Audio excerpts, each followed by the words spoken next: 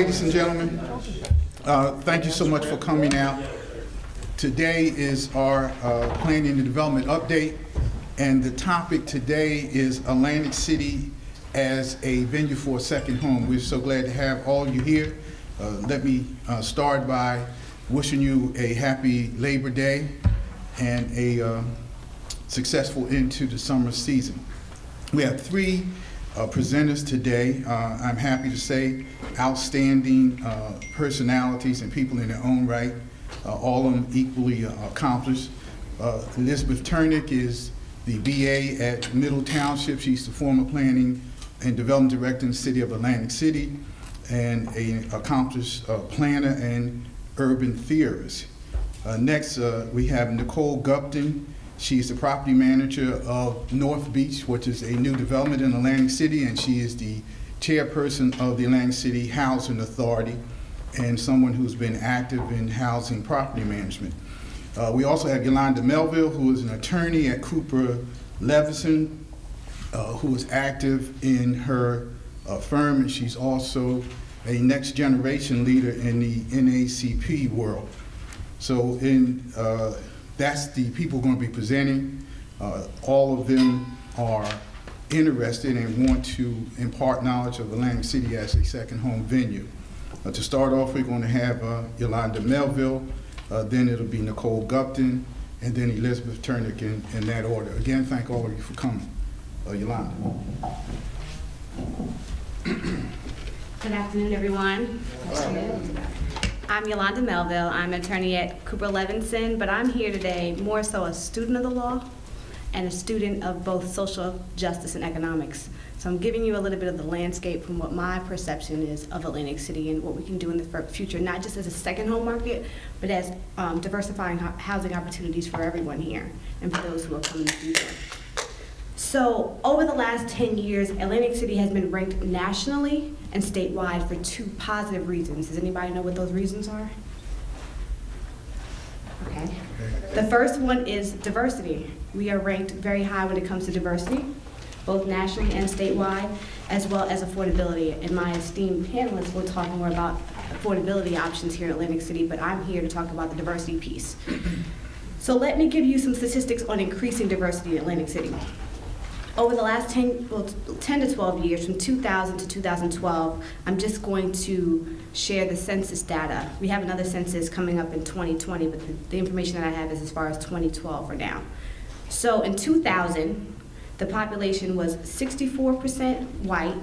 In 2012, it was 57%. Hispanics accounted for 12% of our population here in Atlantic City. In 2012, 17%. For Black populations, 17%, in 2012, 14%, and for Asian populations, 5%, and then in 2012, 7.9%. The U.S. Census estimates that in the city of Atlantic City, over 40% of the population speaks another language other than English. And the most common foreign languages in Atlantic City are Spanish, Vietnamese, and Greek. So let me compare that to the statistics of home ownership for the same populations. For white populations in Atlantic City, in 2005, 64% of the population owned a home. That increased to 75% in 2010. For Hispanic populations, 14% in 2005 and 10% in 2010. For Black population, it's stabilized at 7.2 in 2005 and again it's 7.2 in 2010.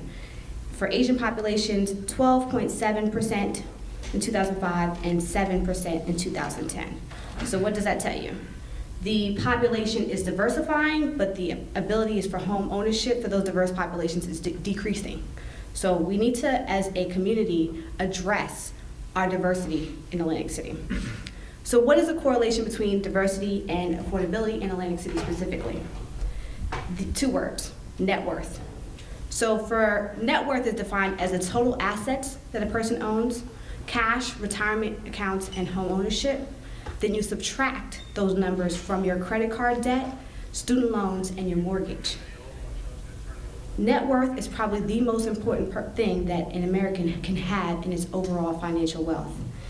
But over the course of the last 20 years, for diverse populations, These have declined at 75% and 50% for Black and Hispanic households.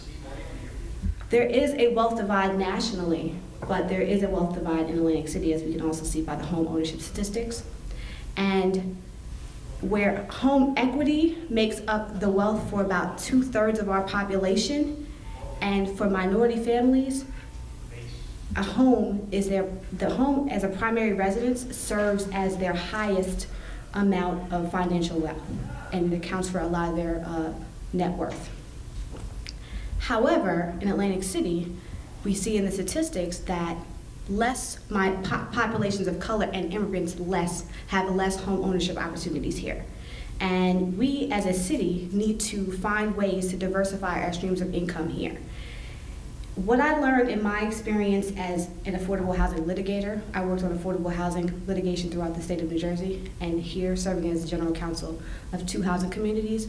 What I've learned is diversifying access for all people in housing is actually advantageous to the overall economic opportunities for everyone. And it's not about race, gender, age, or any other diverse factors. It really is about the overall health of the city. And we need to look more at streamlining opportunities for everyone here. I'll give you some more statistics before I leave. Our population size is about 39,000 in Atlantic City. The median age is actually 35. So what does that say? Your median age is a family-based household. 35 is generally the higher end of a millennial, and they are looking at family opportunities. So here in Atlantic City, where the median property value is $183,000, that is attractive to not only second home markets, but first home markets, because we have a median age that's suitable for family-based affordability, and we have access to housing that's affordable to them. Before I leave, I want to just touch on the commitment to the diversity, not just as a second home market, but our kind of supporting economics. The 2 other major employers in this area are our 2 colleges, and they both have programs that are committed to diversity. One for Atlantic Cape Community College is the Diversity and Equity Committee of its Board of Trustees, whose mission is to enhance diversity in the community and within the post-secondary education atmosphere. And the second is Stockton University, where we know we have the Island campus coming here, so that's going to increase our diversity as far as age is concerned in the city. I also want to discuss a few of the festivals and attractive entertainment sources that we have. For example, there are Caribbean Carnival Weekend, Beer and Music Festival, the Puerto Rican Parade, the Vegan Festival, and the Northern Bengali Conference, as well as Ducktown, which we know is an area that's filled with increasing diverse opportunities in the arts and entertainment. We have increasing multicultural conventions that are coming to our area, as well as the cuisine. We're home to the only African American museum in the state of New Jersey. So when I'm asking that, when we talk about Atlantic City, let's not talk about just the casinos, let's talk about what we're really rich in, and that's diversity and access. So I'll turn it over to my other esteemed panelists, but I hope that I was able to share some information with you all.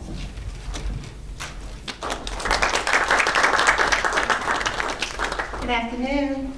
I'd like to thank Councilman Shabazz for inviting me to speak today. I represent 600 No Bay at North Beach. It's a new development that I'd like to introduce to some and update others.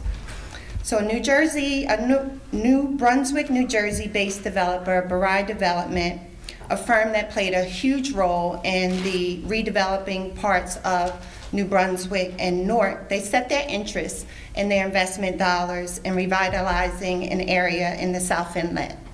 They chose to develop in Atlantic City because the resort and its noticeable revival was deserving of a new housing option. The development, known as 600 No Bay at North Beach, is a 250 rental community located a block away from the Ocean Resort and Spa and just 2 blocks from the boardwalk and beach. This development will offer some of the first high-end rentals the city has seen in decades. We offer 1, 2, and 3-bedroom apartments. Some apartments offer 12-foot ceilings with double bay windows, views of the ocean and the city line, retail shopping venues, and privatized parking. Amenities will include a 20,000 square foot elevated outdoor pool deck with cabanas and grills, a state-of-the-art fitness center, amenity room, meeting rooms, and much more. The retail space takes advantage of prime frontage on Atlantic Avenue. The monthly rents will start at $1,500 monthly. And so some people look at Atlantic City and only see casinos, but it's evolving. And we would like people to see it as a place to call home, whether it's their primary or secondary residence. We're excited about 600 Nobay and revitalizing an area that has been dormant for some time.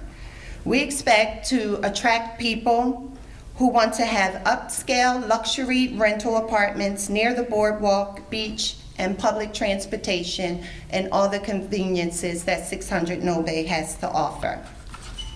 And so finally, in keeping with the topic of today's discussion, Atlantic City as a second home, we would like to present an alternative to home buying with a rental option that in the long run could cost significantly less than typical expenses associated with home ownership. By having a rental option, families will have the opportunity to explore all that Atlantic City has to offer. These part-time residents will have more exposure than the typical vacationer or someone here just for the weekend. We hope will motivate them into permanent or second home ownership.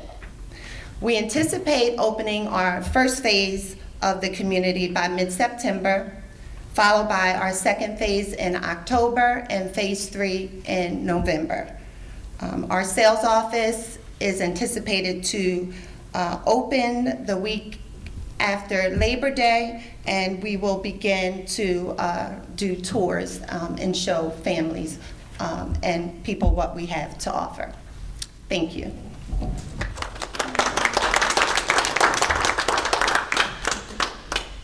Good afternoon. It's great to be here. Again, Elizabeth Terenik, former planning director for the city, and I'm really happy to have been invited back by Councilman Shabazz. It's really an honor. So, growing up in Philadelphia, my family was by no means well off, but when my parents were in their late 20s, they somehow figured out a way to buy a house at the shore for $13,000 a few blocks from the beach. That experience for my entire life and for my siblings really molded who I was. And I think the main part of that is because we had the opportunity to work at a very young age, which is offered by shore communities, which you don't really get in the suburbs or in other places. It taught us character traits such as self-sufficiency, independent thinking, and a really, really strong work ethic, which are all values that set children on a great path.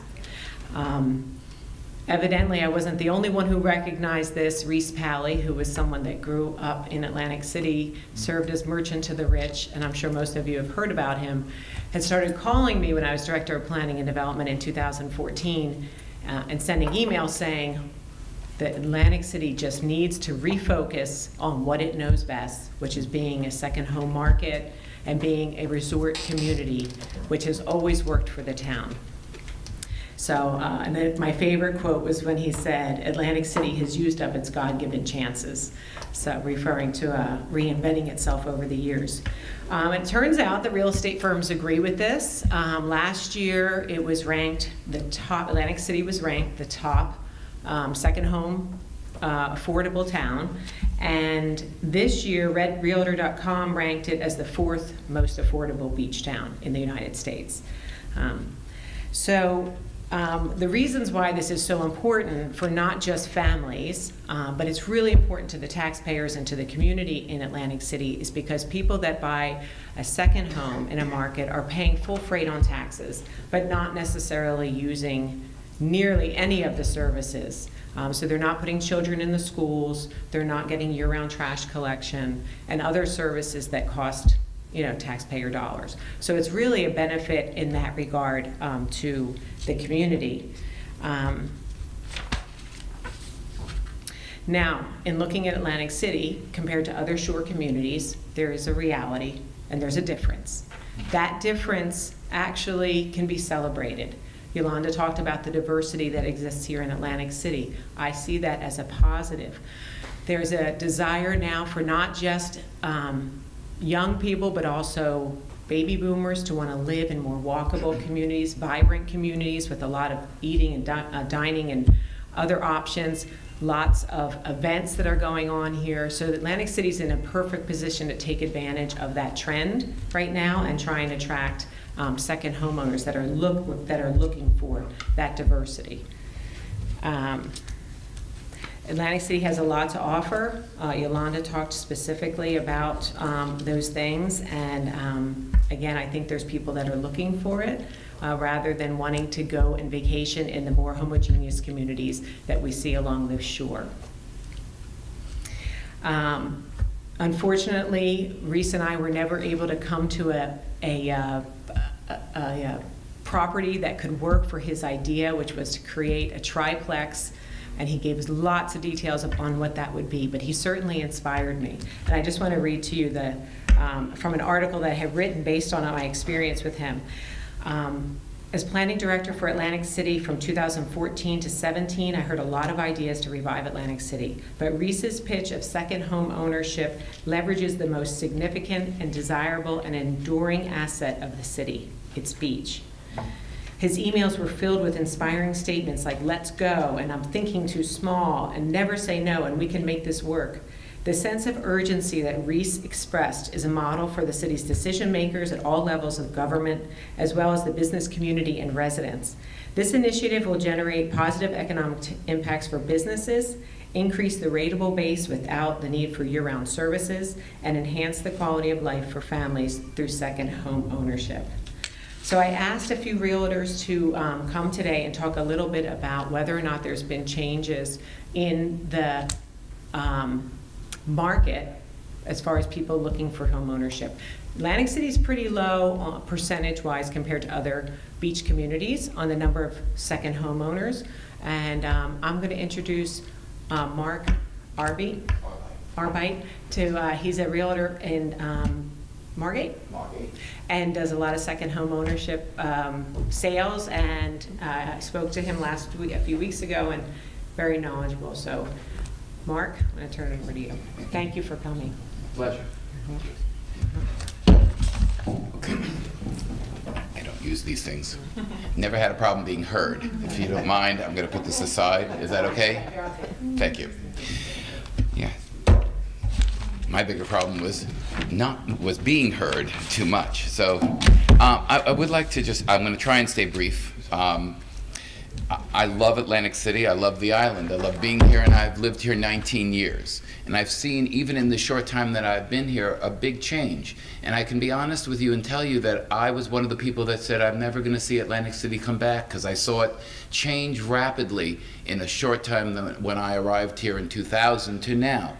And in talking with clients, whether they're looking to buy in Ventnor or Margate or Longport or Atlantic City, the things that they're most concerned about and the things that they noticed most of all is, what does the community look like, and can they improve their home to make money? And those are the things that have held them back. And the things that are affecting them now most, and that will affect them most, is all you have to do is drive down Atlantic Avenue and see the changes that are happening in Atlantic City rapidly, that encourages you to say, wow, that's the first and most important thing. That inspires me, the changes that Stockton have brought, the things that have made businesses want to invest, that will bring youth, that will bring their children, their parents, that will bring commerce into this area. This is inspiring. And these things that have happened, and we are, the subject of this discussion is about second home market, and that may have been the case 20 years ago, or even 10 years ago. But this second home market is really a second home market that our buyers are looking for a primary market. Our buyers are baby boomers. Our buyers are 50 and older. A lot of these buyers are looking with an eye on a second home that will become a primary home when they are working less. Many of them are telecommuting. Many of them are coming down we're not a summer community only.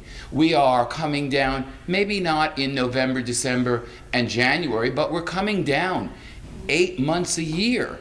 And they're buying homes thinking that my children and my grandchildren will come use these homes, and they are using their Philadelphia home less. And they're coming down here because we are developing a community that is year-round. And so we have to think along those lines. The game changer that happened on this island happened with Sandy, because what happened and changed all of the communities here had to do with what can you do to improve a home that was damaged. And they passed a law that restricted you from improving your home if it was damaged. Only 40% or 50% of your home could be improved if it was not at the proper elevation. Now, based on the values of your property, Margate's values were such that you could tear the home down, build a new house, and sell it for double. Ventnor had a rule that it was 40% over a 10-year period. It turned them into teardowns and it dropped the values, and the same was true for Atlantic City. However, I don't have enough for everyone, but we promoted this to the public to let them know that Ventnor changed the rule. They went from 40% to 50% every year, and that was a game changer. They changed that ordinance in October 2016, and now Ventnor is booming. They are working on bringing their taxes down, but these are the realities of purchasing any home. That what are the fixed costs, and can I improve my property? Because when your taxes are high, like they are in Ventnor and in Atlantic City, if you knock a house down, your taxes go to the new mill rate. And that's the problem. But if you have a beautiful home like you do in Atlantic City and in Ventnor with classic architectural details, it's a fabulous thing. Now, with the improvements that are happening in Atlantic City, we are seeing a trend change. A fabulous trend change. And you can see specifically what I've done is I've given you, if you pass this out, please. I need one. What I've given you are a comparison of condo sales, multifamily sales, and residential sales from last year to this year. Now, we only have 8 months this year, but what you can see is condo sales have increased. And what I did is I multiplied out what we sold so far this year in 8 months, and I did by 12. And that's probably not true because the sales are increasing. We are hammered right now in sales. But if you take a look on the average sale price, condo sales are up on an average almost $30,000, $30,000 per unit. Multifamily sales are up almost $40,000. Now residential, which you cannot improve right now based on the ordinance, is kind of flat. And that's because if you can't improve the house and you can't tear it down because the taxes will be too high, but that too will come. Because as you see the community, it's magnificent. I went out to the marina. I took my staff out for a party boat to celebrate one of our employees' 40th birthday. The restaurants, the change is miraculous because smart investors are buying it up. Now, I have to tell you in all honesty, when I get a phone call from a client who wants to sell in Atlantic City, my first question is, do you need to sell? Because I've been counseling my clients to say, if you don't need to sell, please wait. The market's going up. Because I don't want to I don't need to put a sign up just to have my name there.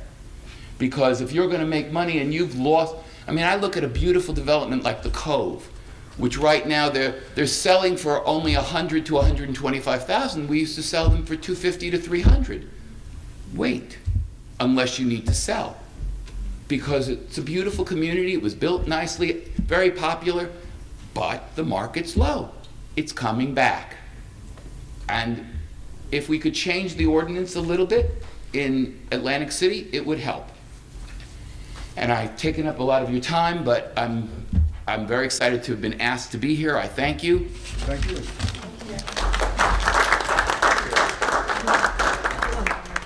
So the ordinance that he's talking about, I'll give you my card. okay, Oh, here, wait. okay. Let me turn it on. Oh. The ordinance that he's talking about is called a cumulative improvement ordinance, and it relates back to flood insurance. So in order to get a discount on our flood insurance, we have to be in something called the community rating system. We get points, the town gets points for taking certain actions that then lowers the insurance rates for everyone in the town that has flood insurance, which really, if you have a mortgage, you have to have flood insurance. So I believe that the city is in, we're in the program, and I think it's about a 5 or 10, maybe we got to the 15% discount. If that law changes, it takes away those points, and we have to make sure if we do that, then we replace it with some other action that'll replace the points and keep the discount at the same level. So basically how it works is if you improve your property at more than 50% of the value of the structure, you have to raise it. Okay, and that's where exactly what Mark's, is that? Well, the problem is that raising the house is not, the elevation is important. However, in Ventnor, the rule is 50% every year without having to raise it. That's the limitation. Yes. You can't improve it more than 50%. Correct. But If you 50% of the do- value of the building. Yes. If you do, then you have to elevate it. So I guess what Ventnor went to was they count each year on its own. Correct. Right? Where you get points in the CRS program if you make it a cumulative or like over 5, if you hit that mark over 5 years, it triggers the need to raise it. So you could do, 20% a year, but then you're going to hit it. Do you understand? So it's a disincentive to improve a property because you may need to elevate that property, which then creates it not a viable option. It makes it not worth it. So, because you can't either sell it and get your money back, or it's just too much money to elevate it. There were a lot of grants available for people to elevate their homes, but that program has finished up. Yeah. Does anyone have any questions for Mark? Okay. Jeff Rosenberg is here, and he's also a realtor, and he is in Atlantic City and has some info for us as well. Thanks, Jeff. I don't think I need the mic either. People in real estate have big mouths. Here, I'll take it. Mark is right. Everything he said is right. There's more to add. I'm licensed now 44 years, almost 44 years. The first house I ever sold was in Atlantic City. It was a house with a lot for $18,250. And my commission, my share of the commission at that time, it was in Venice Park, was $254. On Sunday, I get a call. And you never know who has money. I thought I was going to have Sunday off. By the way, I am dressed for work. That's a nice thing about this job. So I get a call Sunday. It's at 10:49 in the morning. I'm on my way to the beach or the boards or somewhere, and it's someone calling on a $20,000 lot I have a sign on. Well, I meet with them and I talk to them and this and that. Suddenly, that person went from a $20,000 lot to I took him to see someone who owns over 100 properties. You don't know who's standing in front of you, and this is about money. And how do we attract money? Scotty Mazer, 2015, I sold him a house on North Massachusetts Avenue for $425. It was more money than God had in Atlantic City that year. And his family was convinced he was making a mistake. Scotty, you're doing the best thing in the world. He's doing a reverse commute. Last Thursday, I'm out with him, Margaritaville. Here's the issue. I'm sitting between two sets of tourists. One is talking about what a wonderful time Atlantic City is, and the other is talking about how seedy our town is. And people with money don't flock to seedy. They flock to safety. They flock to security. They represent the top 12% of our population. I have lived everywhere from Longport, the tip of Longport, to the tip of Atlantic City, where I'm back. I'm out at least 5 nights a week spending money. And I see smiles on the waiters' faces, on the waitresses' faces, or wherever I am, because that money generates jobs. So the importance of the summer buyer is incredibly important, because 35% of them, statistically 35% of them, hope to retire into those properties. 19% of our buyers are investors. That's on a national average. Here in Atlantic City, it's more, for the simple reason Atlantic City has always been upside down to the national formula. Roughly 2/3 of the nation own their properties, 1/3 of Atlantic City does. Here it's the opposite. 2/3 rent, 1/3 own. So there's a huge rental market out there. But there's also more modern ways to rent properties and things we have to embrace before we're left in the cold, and they include the Airbnb traveler. That guy comes to town, whether he's got $1,000 to spend or $5,000 to spend, he comes to town and he spends his money, as opposed to some of our tenants right now that are costing us thousands of dollars a month. We have less of a crime problem than we have an unemployment problem. And the answer is, go back to our roots. The roots to our future are in our roots. We were founded as a resort. We were a carnival town with things everywhere, and that's why people come here, to have fun. But when's the last time you saw a wealthy out-of-towner with their kid on a bike riding from house to house? Go to Sea Isle, go to Avalon, go to Stone Harbor. To give you an idea of property values, last week I took the Settlement, a beautiful 3,600 square foot house on the bay, Venice Park, 2028 Murray Avenue. 3,600 square feet with the decks, 100 feet of ground, built less than 10 years ago, $390,000. That same house was for sale last year and I couldn't even get anyone to look at it. This year I've got 3 bayfront settlements. To correlate that to cheap shore property, Strathmere. We all know Strathmere, that town of little bungalows. You can huff and puff and blow the houses down. They were built by fishermen out of the driftwood that floated by. I sold a 25-foot piece on the bay this year with one of those houses on it that the guy's fixing up that needed $40,000 worth of septic and a $50,000 bulkhead for $455,000. Our math is upside down. It's what's making the town work. Embrace it. Make sure that they know there are safe parts to our city. Let's work on policing ourselves, because if we don't police ourselves, we can't attract the buyer. Most of you folks in this room know me. I'm happy to answer any questions. I'm going to get out of your way because I can go on for an hour and a half. Someone once said that giving me a microphone is like giving a third world nation a nuclear bomb. I kind of agree. Thank you.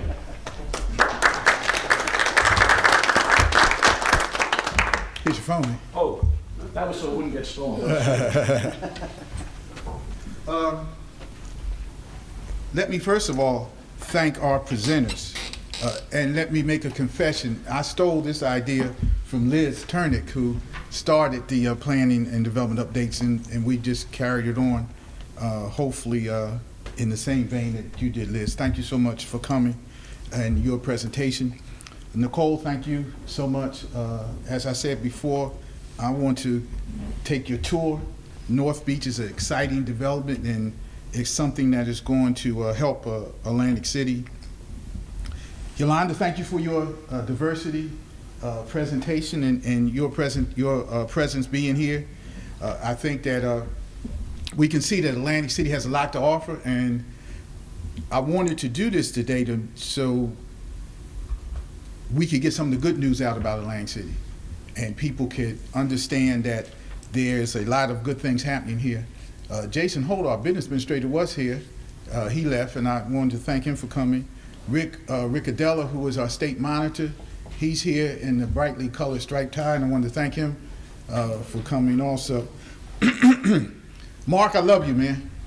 I like what you said, and that's what we need to promulgate in Atlantic City. That is not just a place for people who are here now, that we want people to come, and that is a market for them, and we have open arms, and we do. Jeff, that's your sort of speech on record, man. And it's important, again, that we reiterate that Atlantic City is turning around, and we're not the place that we used to be, and we're going to do better. I had a press conference yesterday, and we're going to start a focus, and I'm glad to see our CRDA colleagues are here. Renaissance Plaza, which is right across the street, unfortunately, is an area that is not as bright as it should be, but hopefully we're going to change that in partnership with CRDA. As you said, we want to make it a safe place for people to come and look at. I like what you said about Atlantic Avenue, Mark. That's one of the things we need to work on. We're working on it. And I just want to say publicly that there is a concentrated effort in Atlantic City on the part of the administration, on the part of the city council, to make Atlantic City better, to make Atlantic City safer, to make Atlantic City more inviting for people, to make it better for business people like Joe there, the Doctor family, which is a big business family here. And we are open. If you have suggestions, if you have recommendations of what we can do to make Atlantic City safer, please give it to us. Call us, email us. We want to make sure that Atlantic City is a place that people feel safe and secure. And that's a good friend of mine since passed away, Bernie Popick. He was in PR, and he once said that perception is reality.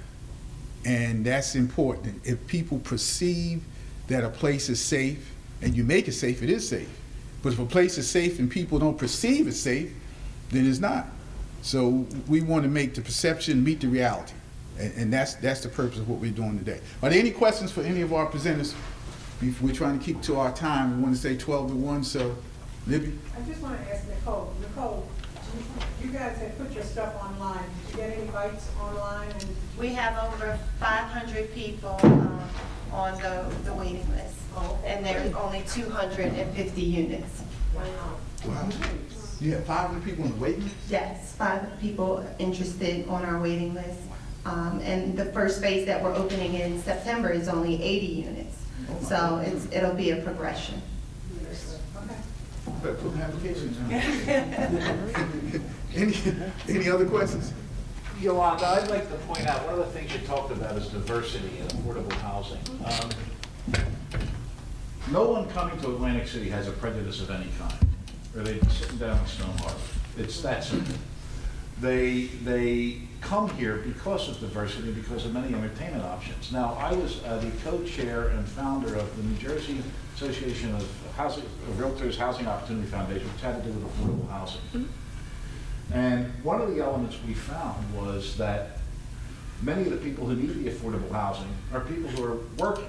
In Atlantic City, from what I understand, this was always called the plantation mentality, wherein it had to do with our deep southern roots and people being sent to hibernate for the winter and stuff like that. The secret to our school systems, the secret to all this is to get the middle class to move back in town and keep the town busy, because that's how it was in the 40s and 50s. And right now, what's happening in Atlantic City is the middle class is populating some neighborhoods. They're down in Chelsea, they're down in the 5th Ward, the 1st Ward. You've got people of all persuasions in those wards. And by using that, kind of like our magnet, on the end Stockton, on this end we have Ocean and Hard Rock, by using that as a squeeze almost, you can duplicate those efforts here in Atlantic City by taking some of the housing stock that exists in deplorable condition and renovating it into affordable housing. I know the Housing Authority is always talking about building new things. Sometimes the secret is to renovate and not to destroy what's there, because that's been proven in different communities. And I'd like Atlantic City to consider that if you're involved in that. Well, certainly I'm. That's the abandoned copies. Right, good. So let me parse through the terminology a little bit. I think the purpose of this panel was to discuss affordability in general. Correct. And diversity and affordability in general are interrelated, but I didn't mean to make this an affordable housing pitch. I mean, I didn't clearly want, I'm sorry, I didn't want to do yeah. that either, but I just wanted to comment on that. The average summer home costs $200,000. Right. The average home in Atlantic City is about $100,000. Right. That makes it very affordable. Definitely, and that's what I'm saying, but we have to make sure that we capture diversity and affordability together, because people are coming for our diverse aspects. Let's also attract Most of my populations buyers have or, been diverse. right, who want diversity. And you look at the markers of New York, Philadelphia, Right. Miami. These are top communities for first homes and second homes, and they are also diverse. So we need to look at those kinds of platforms and find out how we in South Jersey can actually use them to our advantage. I will say this, I did not talk about the statistics generally speaking, but nationwide in 2013, Atlantic City was the 7th highest diverse city. Number 2, city. Number 2 is Jersey City. So if you're looking at on a national average, Atlantic City is ranking very high on diversity. So why aren't we attracting diversity? Not necessarily on the affordable housing. I'm talking about diversifying diversity and access as well. So I hope that clarifies. Chelsea, Lower Chelsea, as I understand it, is now the second most diverse neighborhood in the state behind Jersey City. But also diversity includes age as well. So we have to make sure that, you know, I write a lot about millennials, I talk about millennials. Diversity also includes age as well, making sure that our workforce is representative of our age and progression. You talked about baby boomers, millennials are on that same. If we want our young professionals workforce to increase, we also have to diversify our ages as well in the community. And that's why I pointed out the median age is 35 in Atlantic City, so. Thank you. Thank you very much, Melania. Is there any other questions? Yes, sir. That's okay. I have a big mouth as well. I moved in 6 months before Sandy. I built a house here, and I'm one of those millennials. Or actually, I'm a baby boomer. I want to think I'm a boomer. Anyway, That's fun. Exactly. What this all boils down to, folks, is we all know what we're talking about. We've heard this forever, all of us. And it's all very positive and it's all very true. But nobody else knows it. Where's our PR? Come on, guys. We got to spend some money to let people know that aren't from around here what's going on. I personally made a mistake. I started inviting all my friends and relatives, specifically, come down and visit, specifically, come here. I can't get rid of them now. But that's what we have to do. We have to get the word out. Perception, as Kaleem said, it's in everybody's mind. Oh, I'm not going to go to Atlantic City. Oh, God, it's the drug capital of the world. It's crime. It's this, that. No, it is not. It's one of the safest cities in the country, statistically. We live here, okay? Now, I'm from Philadelphia. I grew up in my age bracket where we had neighborhoods. And believe me, the Irish didn't go into the Italian neighborhood. The black didn't go into the white neighborhoods. The Greeks didn't go anywhere. You know, that was the realization. However, down here, we are one big community.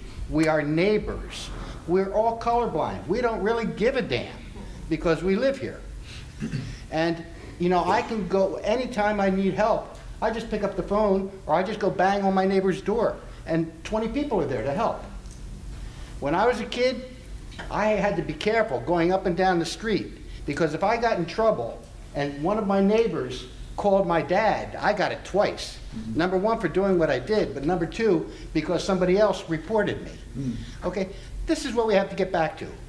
Colleen, advertise us. You go on TV. Virginia's for lovers. New York is for this.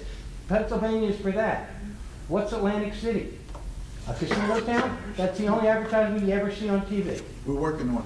I like the world's playground. We're working on it. Yeah. Okay. But we don't have to reinvent anything. Here you go. Sorry, woke everyone up. Okay. I just wanted to respond to what you said about the advertising, because that sort of made my ears perk up, sitting here tweeting. about your meeting. Right. And all of us can take a part in that promotion. We don't have to do $1 million campaign of advertising, because the truth is that your tweets, your posts to the people you know, encouraging them to come and learn about Atlantic City, has much more weight than any advertising campaign ever. So everybody pick up your phone. Everybody has a smartphone, I'm sure. If you don't know about Twitter or Facebook or whatever your choice is, whether it's Instagram, it's very simple. And most of our libraries do have free programs. So I encourage everybody to do our part and get the word out. You know what? She's right too. Sophisticated programs are good. I wish we had the money to do that. Our Creator brothers are here, but maybe they can help us down the line. But the most important communication is person to person. Even in political campaigns, Ms. Hudgens can tell you. Radio, TV is good, but when a person connects to a person, that's the best. Someone else? Right. I want You don't need this. No, don't need. Still loud. I want to address what you said, because life, unfortunately, is still the same as it was 10 years ago as it is now. It's the same. When you watch the news, I stopped watching the news because I can't listen to what's going on in the country. The fact is that there is prejudice all over the world, in Atlantic City, in home buying, and that's a reality. And the fact of the matter is that there are people that will not buy in Atlantic City because they don't want to be in a diverse area, and that's the way it is. That's not your buyer. And I remember probably 10 years ago, I was selling a beautiful home on Newton, which I have sold 3 or 4 homes on Newton. Lovely couple was making this purchase, and she called me up in tears because her friend said, "How can you buy on Newton? That's Atlantic City." And she just was beside herself, which is why I always tell my buyers not to discuss any of their plans except with each other, because no one wants you to be happier than they are. It's really just that simple. And I have people that will do the same thing with someone in Ventnor. How could you not buy in Margate? You're buying in Ventnor. And I always joke with people, well, Longport looks down on Margate, Margate looks down on Ventnor, Ventnor looks down on Atlantic City, and I don't know who Atlantic City looks down on. And it's just, it's the way it is. And the reality is that, you know, the only thing that why we have hope now that we didn't before is because there's been these major changes, and it's a visual change. And who you have to convince are the realtors. Because it's easier to sell in Margate, because it's easier to sell in Longport, and it's now easier to sell in Ventnor. And now it's easier to sell in Atlantic City because it is a visual thing. I can drive through and say, look at this. Look how beautiful this is. Let me show you the areas. And the more you do to improve that. And yes, I agree with the young lady that stood up and said tweet it. And that's what we do. We have our own blog. We have our own email blasts. We have our own Facebook page. And we're promoting the city because we believe in the city. And that's what you have to continue to do as an individual, and each of us as people who are vested in this community have to do. It's our responsibility if we care. I can't just sell this. I have to sell my community, Atlantic County. And this town is coming back. And the smart people are going to invest in it if they believe in it. And if we have to convince our politicians what we need to do to make it happen, that's why we come to these meetings and tell them. But I know I can't convince the person that has to look at the mailbox to make sure the names are okay for them. I have to tell them to get out of my car. So we can't change them. You know, that hate rhetoric is nothing I can listen to. But we can tell people about a great community of people. We can tell them about North Beach, we can tell them about Atlantic City, we can tell them about Lower Chelsea and how beautiful it is. But it also has to be affordable. And those prices will go up. I'm loving the fact that they're affordable, but we want them affordable with a hope to improve in that investment. It may not be as affordable in 2 years, I hope. There you go. Thank you. Thank you. Liz is going to make closing remarks, and we'll be closing out at 1 o'clock. And again, thank you all for coming. Have a happy Labor Day weekend and holiday. So the most important message is there's opportunity for everyone right now. And Atlantic City welcomes diversity. So that means opportunities for the families that live here but don't own and are renting. And there's programs that the city offers to help first-time home buyers. And I see Moshe back there. They have are you still doing your home buyer class? He is. And they also, the Housing Authority also offers, correct? Yes. Home buying classes. So there's always has been a push from the planning office, and that will continue, I'm sure. Robert is, Bob Preston is here, he's the director, and there are programs available. So first and foremost, the people that are living in Atlantic City that may not have thought that they can be a homeowner can do it right now. So let's all try and make that happen. We don't want them to miss the boat in favor of out-of-towners coming in and buying the real estate, right? So we want to try and make that happen. And secondly, now is the time, because clearly it's going to change. So now's the time to get involved. But the reason for the article that I have written that talked about this issue was that I feel left wanting more when I go into other shore towns that don't have diversity. It just doesn't feel comfortable anymore. And I'm happy to say that most people feel that way. They want to see diversity. And if they don't want it, then there's plenty of other shore towns that can meet their needs. Atlantic City can be the shore town for folks that want to see diversity, that are diverse, that are going to really celebrate going to the mosque on Friday, because that's offered here in Atlantic City, and it may not be in other towns. So a great opportunity. I'm so glad that we got to talk about this today. I think there's a lot of people in the room that can make positive things happen. So good luck to everyone in your efforts. Thanks. Thank you.